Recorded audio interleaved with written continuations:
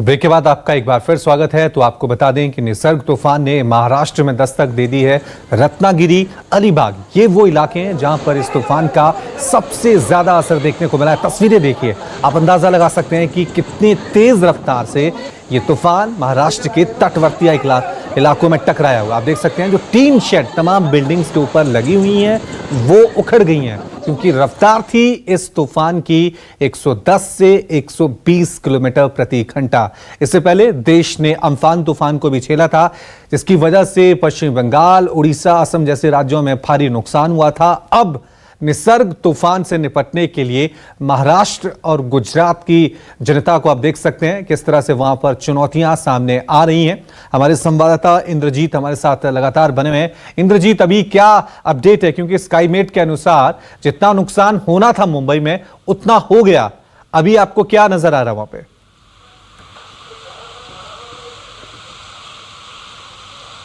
जी बिल्कुल, अगर अभी की बात करें तो अभी तेज हवाओं के साथ जो बारिश हो रही है वो रायगढ़ के जो अलीबाग इलाके में ही हो रही है। इसके अलावा रत्नागिरी में हो रही है।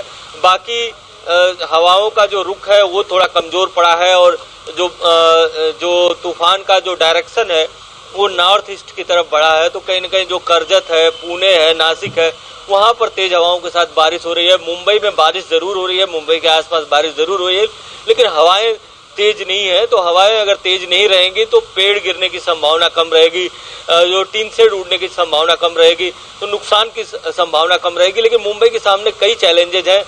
मुंबई को अभी भी अलर्ट पे रहना होगा, क्योंकि हो सकता है कि तेज अगर बारिश होती है तो मुंबई के लिए दिक्कत पैदा हो सकती है। क्योंकि इस बार जी जिस तरह से कोरोना का संक्रमण था, मुंबई को नाले सफाई के लिए भी ज्यादा वक्त नहीं मिला। अगर तेज बारिश हो जाती है तो मुंबई शहर में निचले इलाकों में पानी भर जाएगा और लोगों को दिक्कतों का सामना करना पड़ेगा। इसलिए अगर जरूरत न हो तो घरों से बाहर न निकले, ये मुख्यमंत्री ने भी अपील की थी। और बीच पे तो बिल्कुल जाने की मनाही है।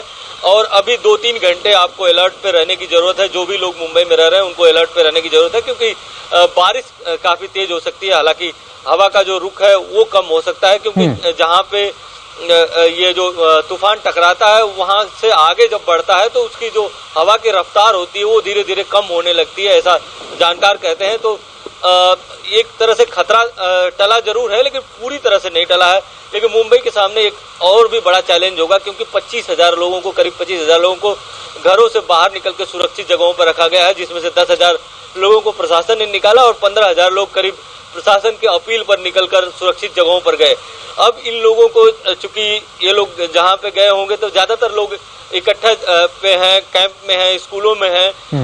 इनको फिर से अगर इनको अपने घरों में जाने के लिए कल कहा जाएगा तो इनको कोरोना टेस्ट कराना पड़ेगा, क्योंकि इतनी बड़ी संख्या में ये लोग हैं। तो ये एक बड़ी दिक्कत आ सकती है, क्योंकि मुंबई में जिस तरह से संक्रमण है, ये टेस्ट कराना जरूरी हो जाएगा। साफ तौर से डबल चैलेंज है मुंबई वासियों के लिए। एक तरफ कोरोना की वजह से वहां पर बहुत दिक्कतों का सामना करना पड़ रहा है, क्योंकि मुंबई जो है ना सिर्फ महाराष्ट्र बल्कि पूरे देश में बड़ा हॉटस्पॉट बना हुआ। अब निसर्ग तूफान, इंद्रजीत, फ्लाइट्स को लेकर सुबह सुबह खबर आई थी कि 19 फ्लाइट्स का मूवमेंट रहेगा, लेकिन अब खबर सामने ये आई है कि कार्गो प्लेन के फिसलने के बाद फिलहाल मुंबई एयरपोर्ट को बंद कर दिया गया। क्या अपडेट है अभी?